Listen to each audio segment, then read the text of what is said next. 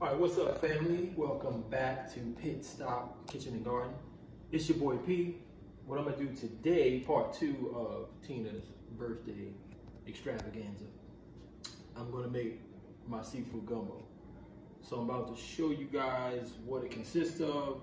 There's a lot of gumbos, there's a lot of variations to it, but I'm gonna show you my take on the seafood gumbo. All right, so I start out with, we're gonna have a cup of celery, cup of green peppers, cup of onion. I like to use 2 kinds of crab meat. So this is claw, this is the lump. The claw is a little bit thinner than the lump. And when you apply this to your gumbo, you don't want to really break it up. You want to keep it together. That's what makes it that much more hearty as a gumbo. So you want to be careful when you're breaking up your crab meat. But this is claw and this is the lump. And you want to get about 1 pound of that each. So 1 pound of claw, 1 pound of lump. You don't have to have so much crab meat, but we love crabs. So this is how I do it. All right. And you want to have about 4 bay leaves, 2 tablespoons of garlic. You want to have 2 tablespoons of Old Bay, tablespoon of parsley, 2 tablespoons of Cajun seasoning, 2 tablespoons of Worcestershire sauce, tablespoon of thyme. The shrimp, variation from how much you want to use. Right here we got about 2 pounds of jumbo shrimp. You want to devein them and cook them, you know, prior to using them. So they've already had the tails taken off, they've been cleaned, deveined or whatever, and they're ready to go. And we have a 1/2 cup of oil and a cup of flour. This is for the roux, because you got to have your roux for your gumbo. I'll show you how to make that as well. And this varies too. I use red stripe, you know, for all my yardies out there. This is a red stripe. You can put that in your gumbo. You can put a variation of beers or spirituous beverages in your gumbo. So this is what I use. And I'm going to use some chicken broth. I try to use seafood broth, but they didn't have any, so I'm using chicken broth. You can use chicken broth in substitution for seafood broth if you don't have it. So we're going to use, with this, we're going to use both 32-ounce boxes of broth. But the first thing we're going to do, oh, and I forgot about the sausage. So we have andouille. This is the sausage that I use in my gumbo. You can use beef sausage, you can use turkey sausage, whatever sausage that you like. But this is what I use. I use 2 links. And the first thing I do before I start everything is I cook my sausage. So, you know, they're pretty much cooked, but I like to fry them in the pan a little bit and get them ready prior to me making my roux. So that's what I'm going to do first. I'm going to cut this up, put this in the pan for about 5 minutes, and then take it out. So we got a pan on, we're gonna get a pan ready. We're gonna put our andouille sausage in the pan. So what we're gonna do, we're gonna put a cap full of grapeseed oil. That's what I like to use to get my sausage right for my gumbo. It's cap full. Apply that in the pan and let that heat up momentarily. So let that get the popping over there. Go ahead, let's put another cap full in there. This pan is kind of big, so let's put another in there. So we're gonna put another cap full. Like I said, I use grapeseed oil. You know, you can use canola oil if you want. I just use grapeseed oil because it's a little bit lighter. So, and we're gonna be using canola oil anyway in our roux. So, this is what I'm gonna use just to cook my sausage momentarily. All right, so we got that. Get that pan going. Then we're gonna come back over here. And we're gonna get our sausage together. So just gonna cut these like this. And like I said in my previous videos, if you watched them, tuck the fingers so you don't cut the fingers. So that's what you want to do. Tuck the fingers so you don't cut them. And go ahead and cut these like so. That's it. That is it.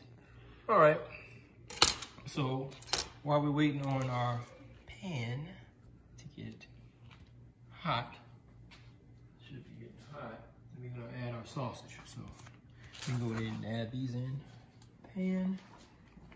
I just fell in. The pan might turn this up a little bit. And get that going. Then we're gonna get this going.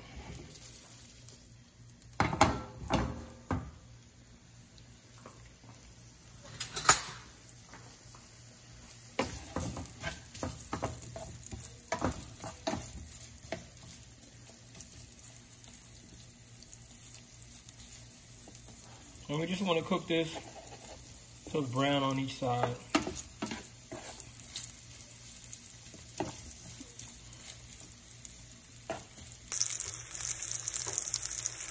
Alright, so we're going to keep cooking this. And we're going to do an update on the gumbo. Since my daughter said it's illegal to have beer in gumbo. So I'm going to remove the red stripe from the gumbo this time. She didn't know it was in there prior when I made it, so. But like I said, you can add the beer in your gumbo. So that's what we're gonna do. Oh, and also when you're making your gumbo, I know a lot of people. Some people like okra. We don't like okra, so I don't use okra. So for the people that love okra, more power to you. But I do not like okra, so I will not be using that. So you just want to go ahead. Flip over your little sausages. I know I could do this easier, but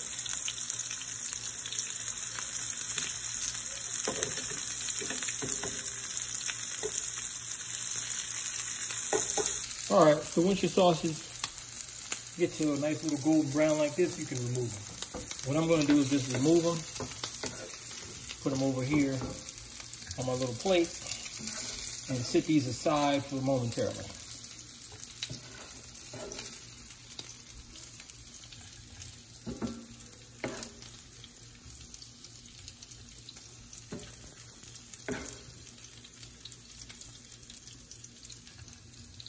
Okay, now we're ready to move on to the next step, which is the roux.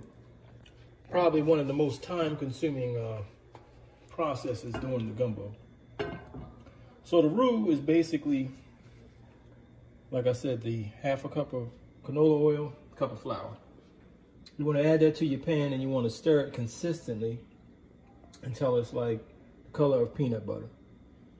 So you have to do that for about, give or take 45 minutes, 30 to 45 minutes. It'll take for that process to be complete. So once my pan is ready, I'm gonna add my oil in and my flour and start stirring. All right, so I'm gonna add the oil.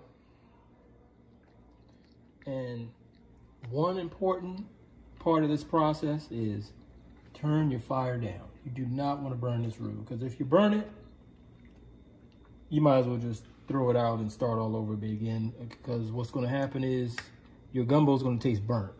You do not want a burnt roux in your gumbo. That's like a cardinal sin. So you want to make sure you maintain the fire. If anything, if you're not sure of the fire, turn it down. Best thing you can do is turn it down and then add in your flour and just start to stir it. All right, so now I'm going to put in my flour.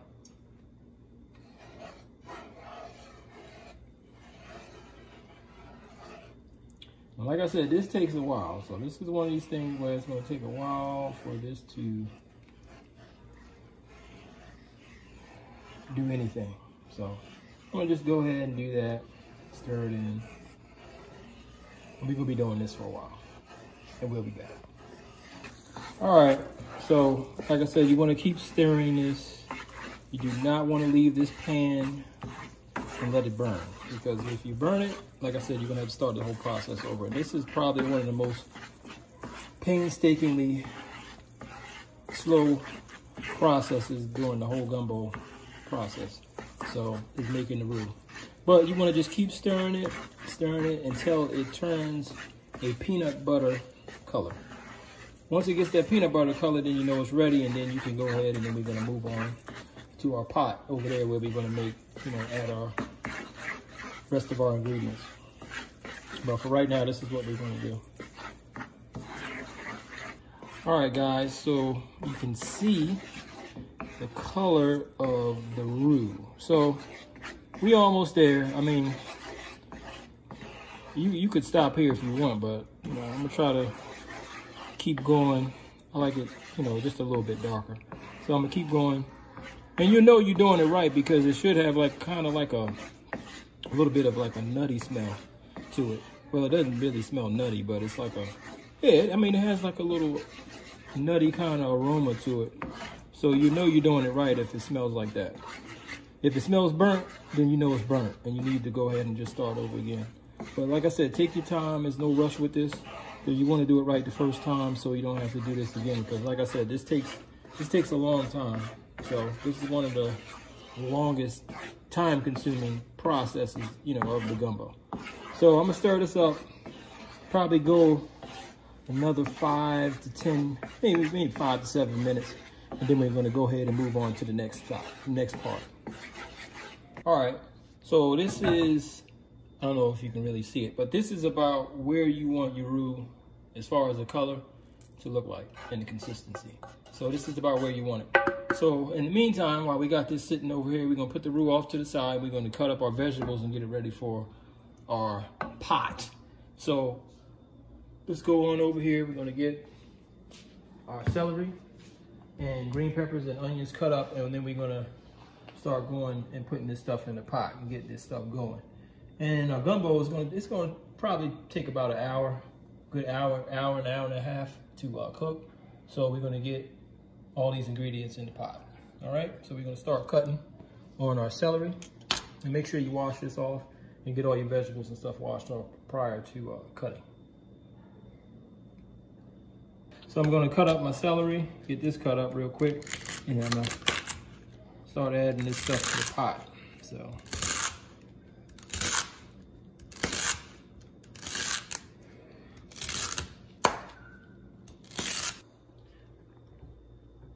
is it on? All right, so we got our pot. We're going to go ahead and turn our pot on. Go ahead and get our roux. I'm gonna go ahead and add it to the pot. Now I could have done this in the pot, but I like to do it in a pan. So, but you can do this in your pot to eliminate time and transferring the roux over. So you could have done this in the pot, but I chose to do it over here. So this is here. So you add your roux. Once you add your roux, I'm gonna go ahead and add in your broth. I'm gonna add in my broth. Add all this in.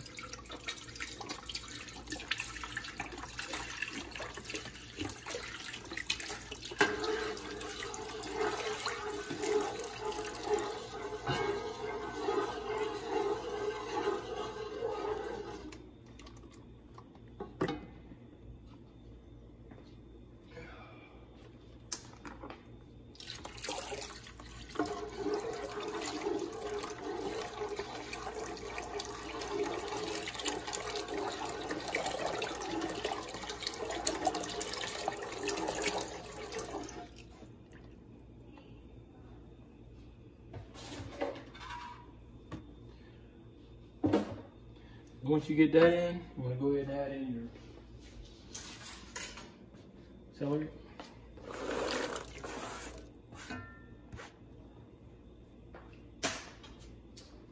Add in your garlic.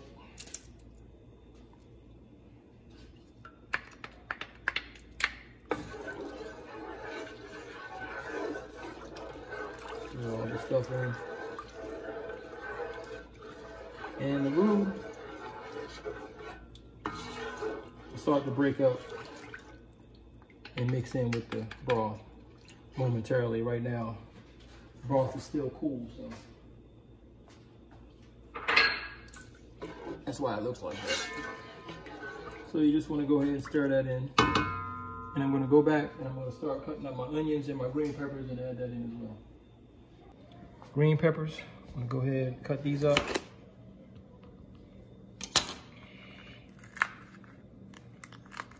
I'm going to take out your seeds.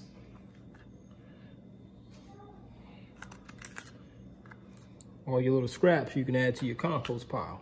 So, you know, you can use that for your compost, guys. If you got a compost bin outside or a little compost area that you have, you can use this. Use your vegetable scraps and put it in your compost. So I'm going to go ahead and remove the seeds.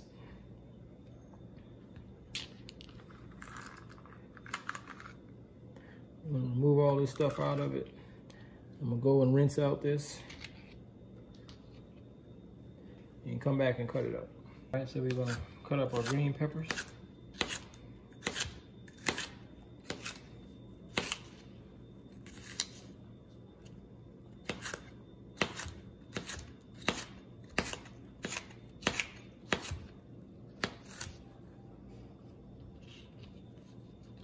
And then we're going to go ahead and get these cut up and put these in a pot with the rest of our vegetables. While I'm over here, I'm going to go ahead and add the onion to get this chopped up and add this as well. So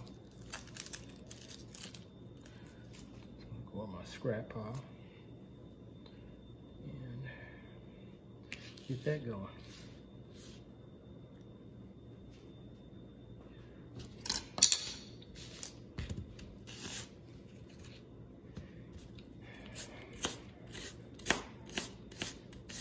We're going to add our onions and green peppers to the pot as well.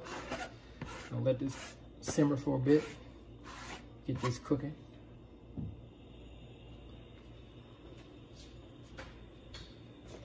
Give it a nice little stir.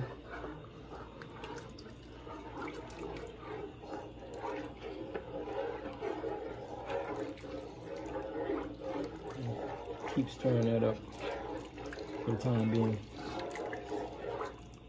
All right, so I'm gonna add my bay leaves in as well. I'm gonna add in about 4 or 5 bay leaves. Like I said, you wanna add in your Worcester sauce. Put that in there. That's 2 tablespoons of Worcester sauce. Add that in there as well. Just stir it up. Continue to let that simmer. Your vegetables take the longest to cook anyway, so that's why you wanna do those first. You always wanna do your vegetables first. Because the crab and the shrimp, they take no time to cook. So I'm gonna go ahead and get that stuff simmering.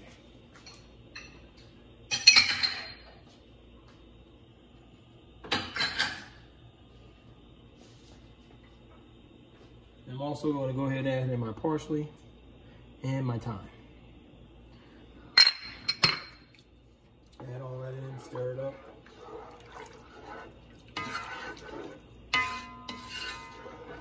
Get that going.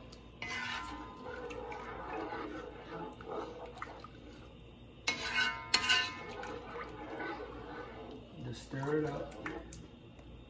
I'm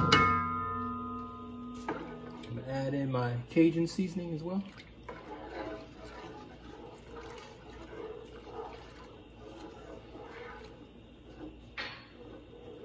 And some of my Old Bay. Add in a tablespoon of Old Bay.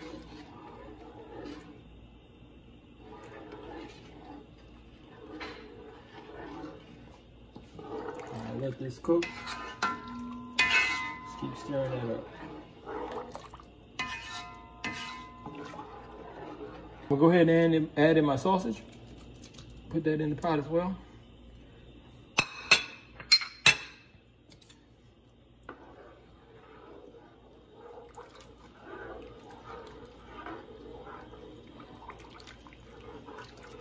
Just continue to stir it up, you know. Let those flavors Get those flavors mixed together so you know, get a nice flavorful gumbo. But we're gonna let that mix for right now, and then we're gonna add in the crab meat. The shrimp I'm gonna add in last. I usually add the shrimp in later, so add that in later. All right, so what I like to do prior to adding my shrimp, I like to add a little Old Bay on my shrimp. You know, let them sit and marinate in the Old Bay, give it a little flavor. You don't have to add a lot because it's already some Old Bay in the pot, but I like to add a little bit, you know, just a little bit. Give my shrimp, give them a little coating of Old Bay before I throw them in the pot. Like I said, they are like the last thing that I throw in the pot because, like I said, the shrimp, they're already cooked, so they don't take that long to cook. Step, we're gonna go ahead and add in our crab meat. And like I said, you really don't have to break it up so much. You can just add it in, lightly let it just fall off your fingers and add it into the gumbo mix here. So just take it, break it up lightly and add it in around.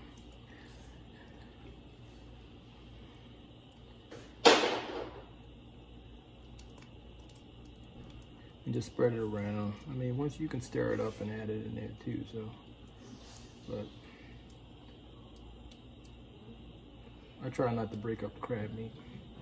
All right, and then we're gonna add the lump. The lump, same thing with that.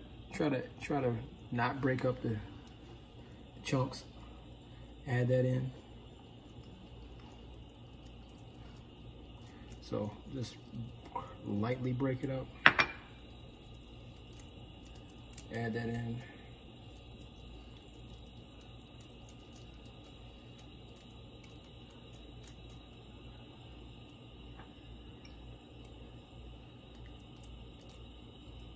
Add that in. And we're going to give it a stir. Nice little gentle stir, and just let it, and let that sit. Yeah, so everything is in here except for the shrimp. I won't add the shrimp until the gumbo has cooked at least 45 minutes, and then I'll add the shrimp in. Because like I said, the shrimp are pretty much already cooked, and I like them to remain in a jumbo size, because if I put them in here, they're gonna just shrink and shrivel up. So that's how I cook my gumbo. But I'm gonna go ahead and let this cook for about 45 minutes, and then I'll add in my shrimp. I'm just gonna go ahead and add in my shrimp. Add these in the pot and let these cook for maybe about 10 minutes. Then we will be ready to feast on the gumbo. All right, so this is the finished product of our gumbo. So now we're just gonna go ahead and add this to the plate for the missus to get her straight. And I will taste it as well. I know it's pretty good. So, and I'm gonna go ahead and add this to the plate. All right, guys, so the gumbo is all done. So I'm gonna go ahead and I gotta dig into this real quick. Yeah, see what this is like. This man.